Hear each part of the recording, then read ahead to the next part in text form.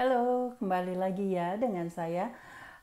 Untuk modul yang social, emotional, and character development, saya waktu itu pernah membicarakan mengenai grit ya, GRIT, grit ya, yang diterjemahkan kira-kira ketahanan ya, ketahanan untuk semuanya ya, gritty. Kalau kita bilang orang yang gritty itu yang penuh dengan ketahanan.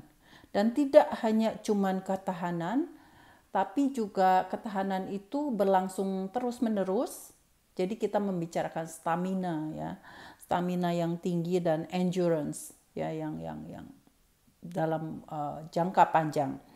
Jadi grit ini akan terjadi juga kalau kita dalam mengerjakan dalam hal yang kita sukai ya. Biasanya yang berhasil, orang-orang sukses itu pasti orang yang gritty ya, yang ada gritnya, ada ketahanannya, staminanya tinggi, dan ngekeh ya, kekeh gitu loh, yang orang yang terus-terusan gitu, dan bermotivasi tinggi, mempunyai tujuan hidup yang jelas, dan juga ada efek-efek atau elemen-elemen di sekitarnya itu yang mendukung ya, termasuk keluarga tentunya ya, dan komunitas dan keadaan ya.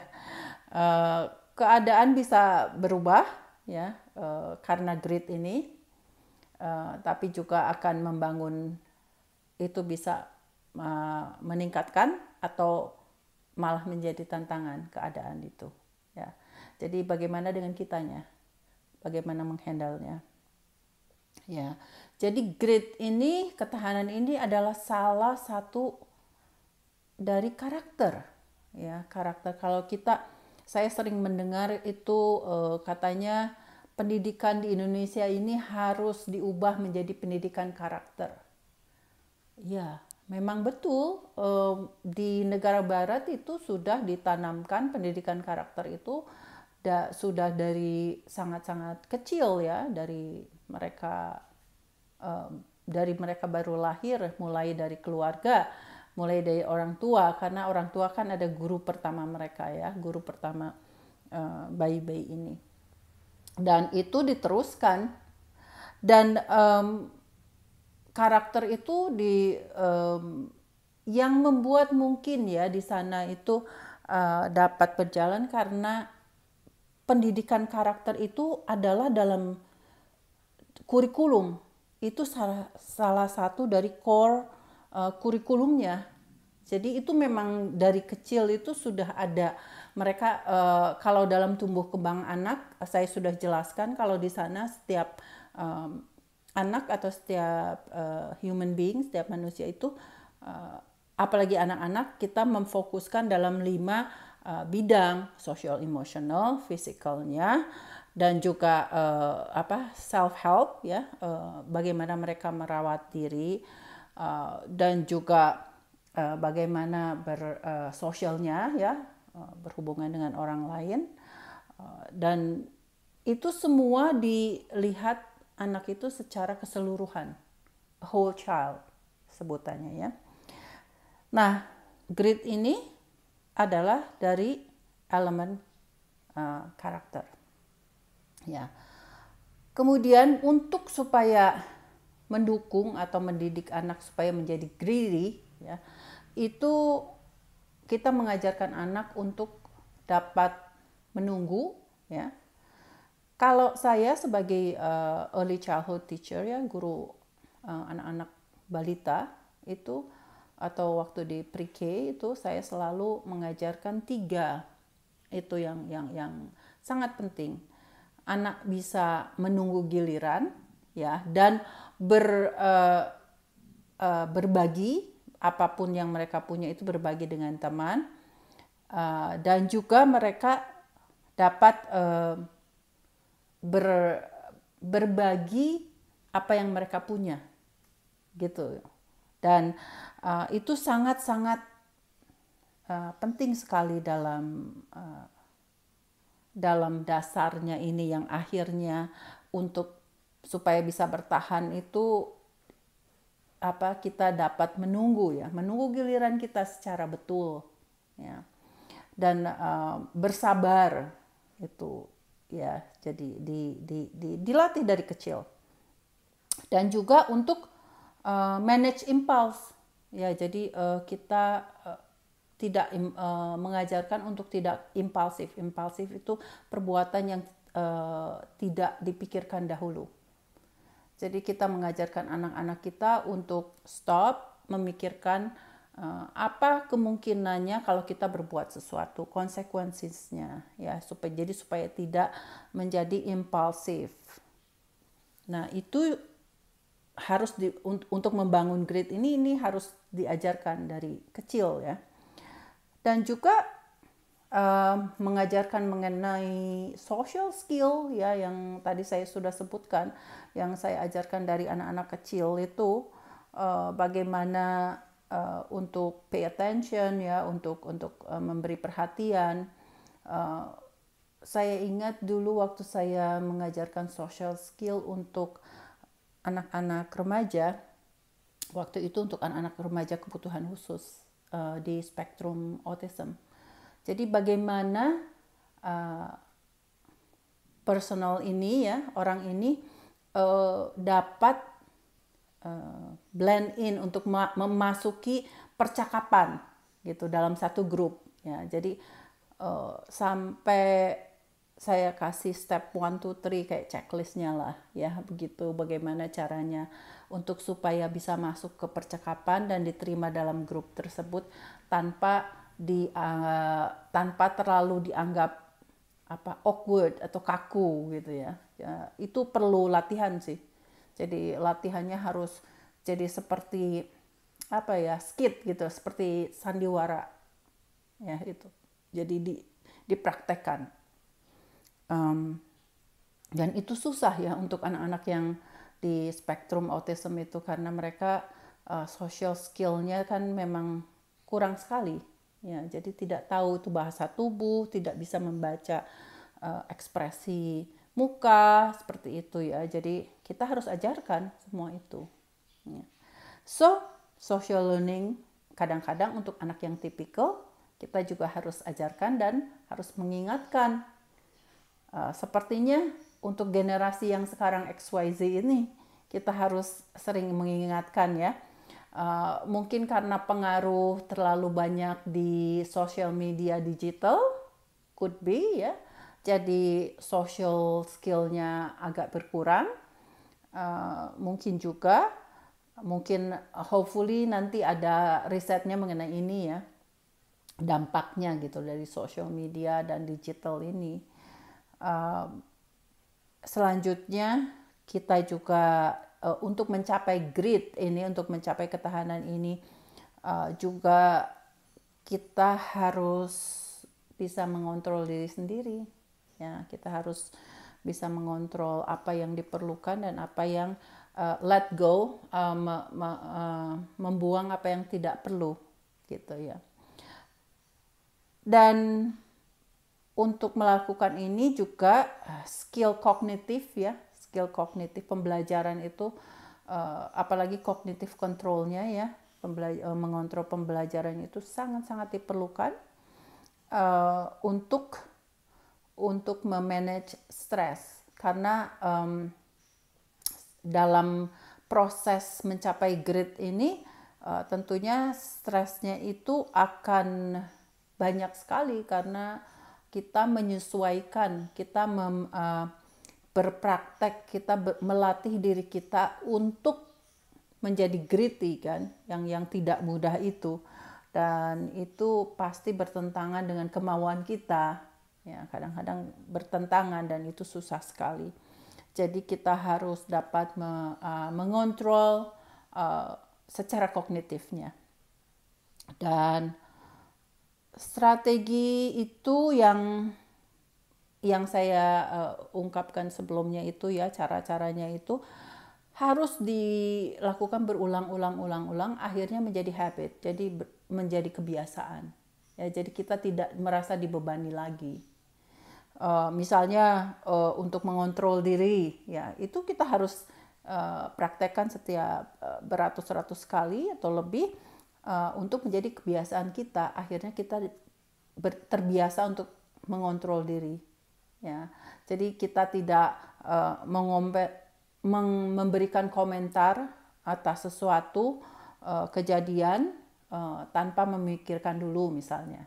Itu menjadi kebiasaan, ya, dan itu dapat dilakukan. Memang juga akan susah sih, akan karena ditantang ya. Itu kan kadang-kadang kita merasa capek, ya. Dan juga untuk menjadi gritty ini kita, ini yang diperlukannya memang besar dan tingkat tinggi ya, seperti strength of mind and strength of heart, ya, jadi kemauan yang besar, jiwa yang tegar, ya, yang dan kemauan, motivasi, dan bagaimana kita berrelasi dengan orang lain, hubungan kita secara sosial dengan orang lain, itu semua sangat-sangat sangat diperlukan untuk menjadi gritty ya. Itu elemen-elemen yang harus ada gitu loh. Dan juga harus inovatif ya. Kita harus terus ingin belajar hal-hal yang baru. Kita harus menginginkan sesuatu yang lebih dan lebih ya. Menginginkan yang lebih itu ada bagusnya ya, jadi itu memberi motivasi untuk kita, dan juga supaya kita tetap curious, tetap pingin tahu kalau ini lebih lagi bagaimana gitu ya. Jadi memacu kreativitas juga ya, imajinasi kita juga, semuanya dengan kontrol yang baik ya akan jadi positif gitu ya.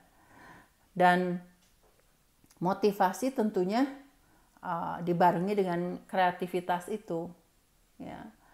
Dan saya mengulik itu dalam waktu saya mengulik mengenai kerentanan ya, vulnerability.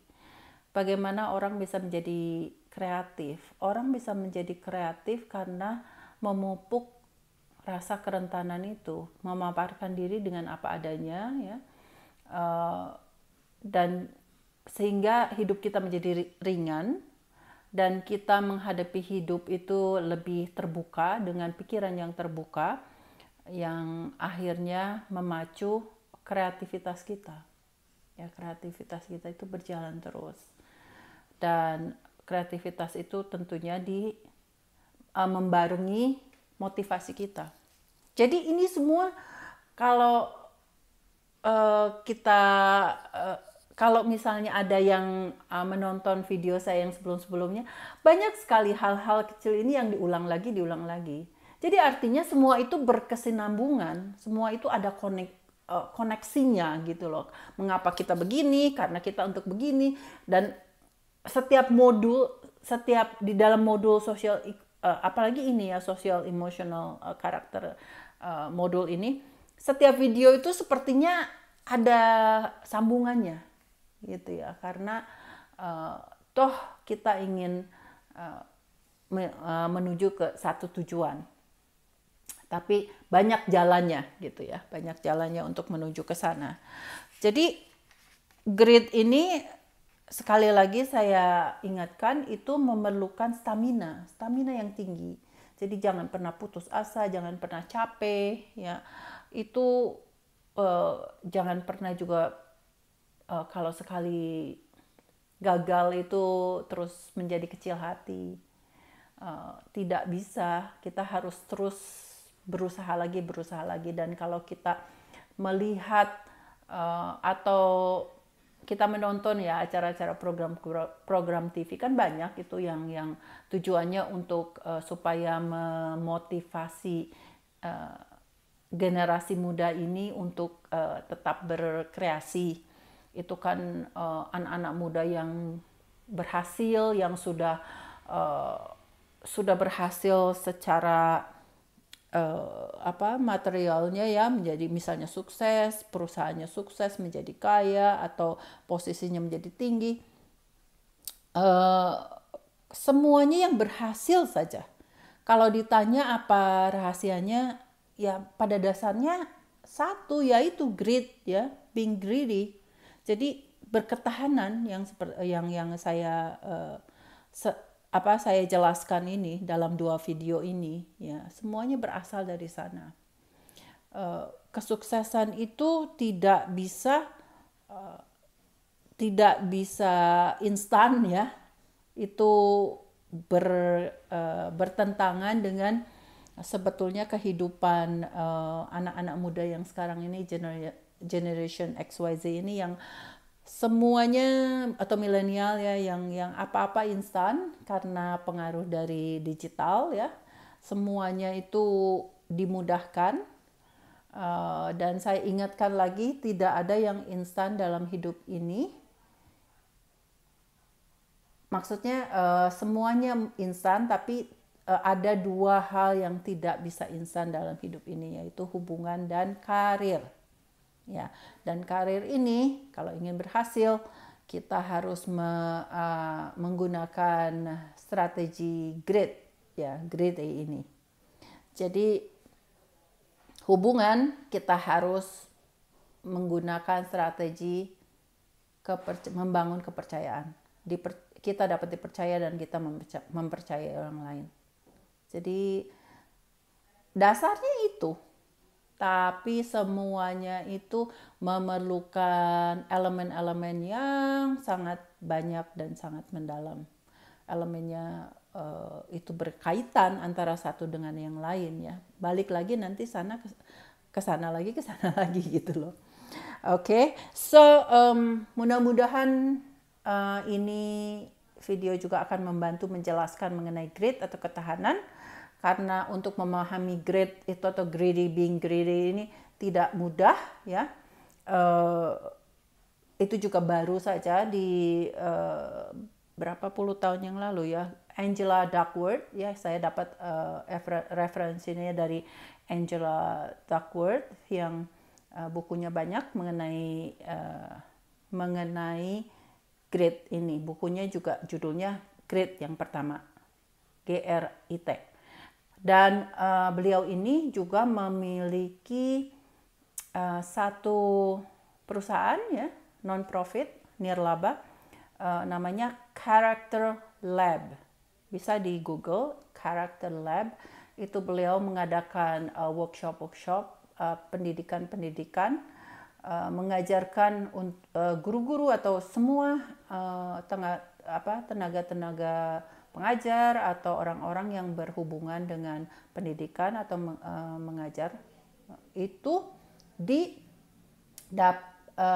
beliau ini mengadakan workshop di online sekarang ini yang terakhir, ya. Jadi untuk para tenaga pengajar ataupun psikologis, Angela Duckworth ini juga psikologis, ya. Jadi Character Lab, ya, Character Lab namanya. Oke, bisa di Google.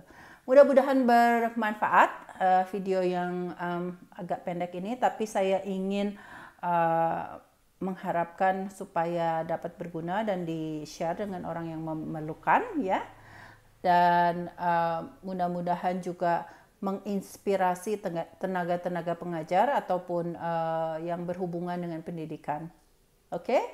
Terima kasih atas perhatiannya.